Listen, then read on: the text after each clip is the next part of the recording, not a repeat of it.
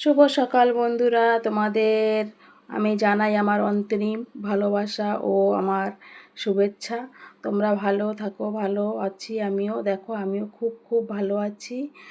আজ রাধে রাধে বন্ধুরা। সকাল সকাল দেখো, আজ আমি 4টার সময় ঘুম থেকে উঠেছি।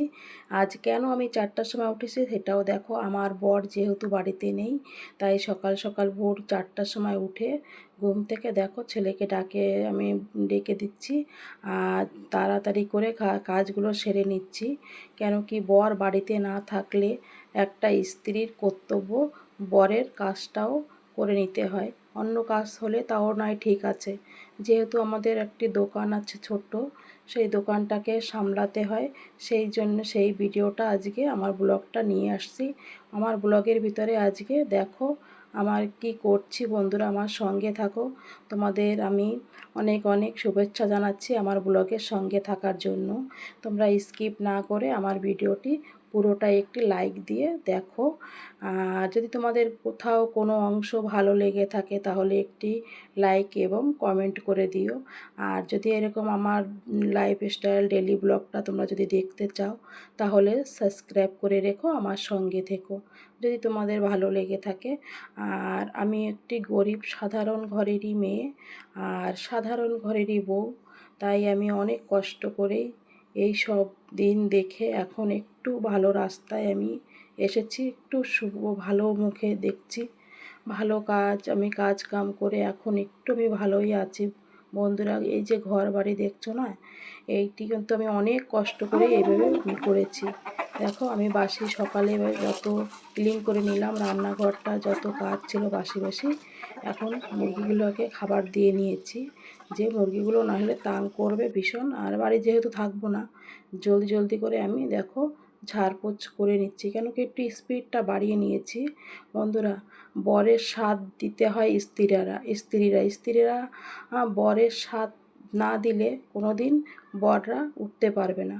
যেহেতু আমিও সেরকম, আমিও একটি সাধারণই স্ত্রী, তাই আমিও চাই আমার বরের স্বাদ দিয়েই সঙ্গে মিলেমিশে চলতে। দেখো আমি স্নান করে চলে এসেছি। এসে এই যে সিঁদুর পরে আমি সিঁদুরটা লাগিয়ে নিলাম। আর সিঁদুর চন্দন লাগিয়ে আমি রেডি হয়ে গেছি।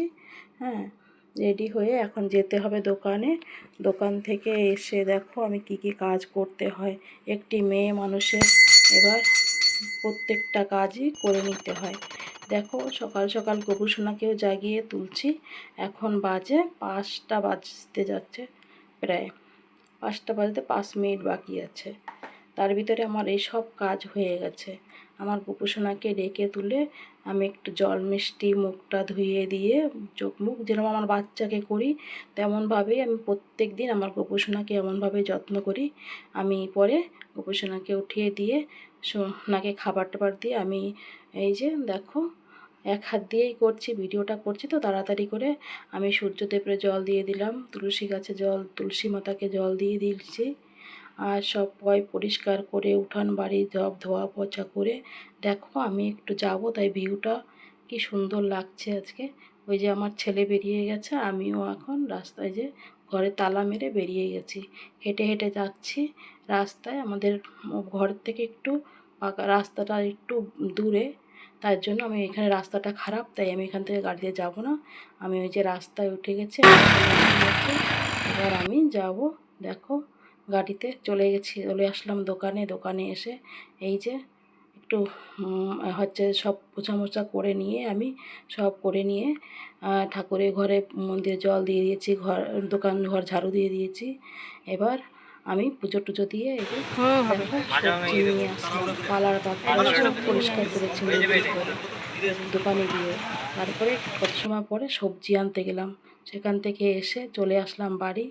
এবার বাড়ি এসে আবার দেখো ফুল এনে আমার গোপুসোনাকে স্নান করিয়ে সকালবেলা সমস্ত পুজো পাঠ করে রেখে রান্না বান্না করে সব গুছিয়ে রেখে আবার বিকালবেলা যাব দোকানে।